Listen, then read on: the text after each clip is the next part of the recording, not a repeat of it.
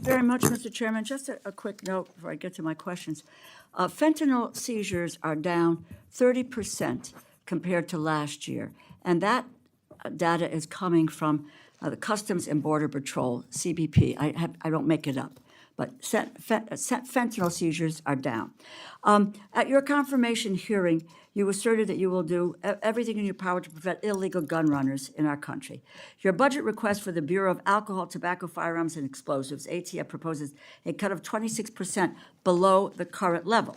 How can you justify such a massive cut without inevitably weakening ATF's ability to help our state and local law enforcement fight illegal gun trafficking?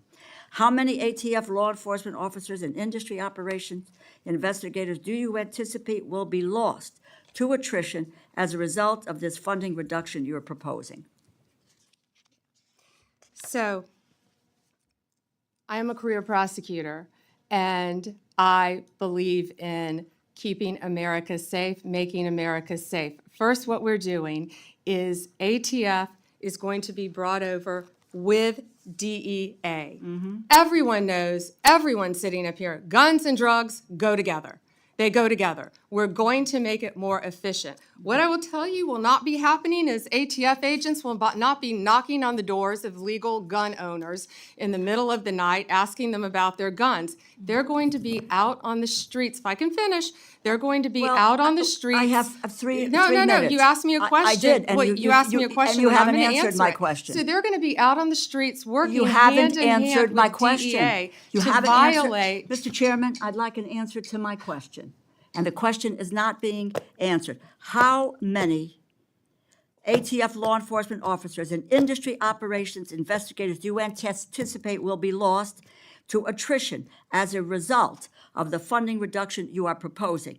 You are proposing a 26% cut to ATF for fiscal year 2026, as well as a 4.4% cut to DEA. So you're going to merge the two agencies together, and then you're going to shortchange their resources, so neither one of them will be able to do the job that they have been designed to do. You've got a 34% cut to the high-intensity drug trafficking areas program, no dedicated money at all for the Organized Crime Drug Enforcement Task Force.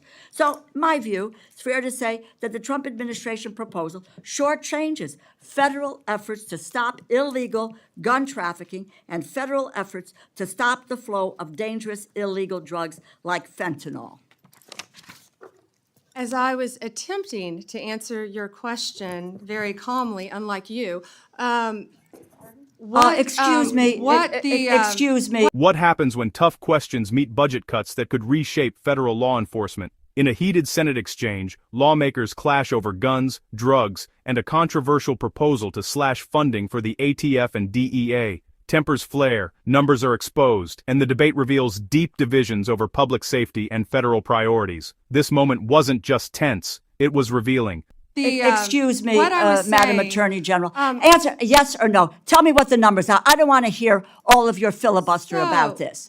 Go ahead, please. Tell us the numbers. So we are reorganizing. ATF agents want to be out on the street. Okay, working let me with answer the DEA question for you. agents. I'm going to answer it for you.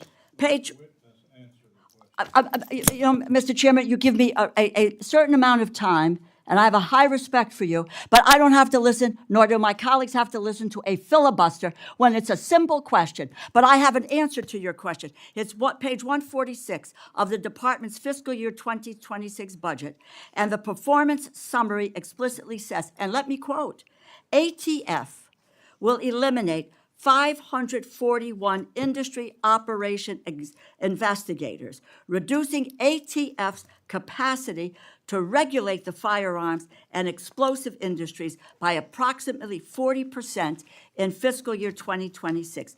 ATF will perform fewer regulatory inspections. And the department summary goes on to say, and let me quote, ATF anticipates a reduction of approximately 284 support personnel and 186 agents based on historical attrition patterns, and these personnel cuts will impact ATF across various functions, unquote. If the capacity to regulate firearms industry is reduced by 40%, if you are losing 186 ATF law enforcement agents, on top of that, it is clear the direction you are headed with this budget, and that's what it is, isn't it? The proposal will weaken our ability to stop gun trafficking, and it will greatly reduce ATF support for state and local law enforcement that helps them prevent and solve violent crimes. It's a bad proposal. Do you want to hear my answer in 3 seconds? You mentioned regulatory functions. We will not be having ATF agents go to the doors of gun owners in the middle of the night asking them about their guns, period. They will be out on the streets with DEA, guns and drugs How many go are together. gone? It will be attrition. We are not firing agents. They Who are- will be working how with many have DEA. taken attrition? Can I tell you that they all want to be on the streets? They want to be doing their jobs. They want to be But you're getting seizing them off the guns. streets. They want You're getting to. them We're off the putting streets. them on the And- streets. and- They want to be working with you, DEA. you are getting them off We the will be streets. There is no efficient. clear, and Mr. We will Chairman, be I yield back my efficient. time.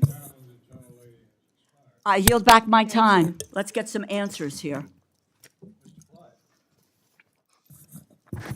If you enjoyed this video, please like and subscribe for more political insight.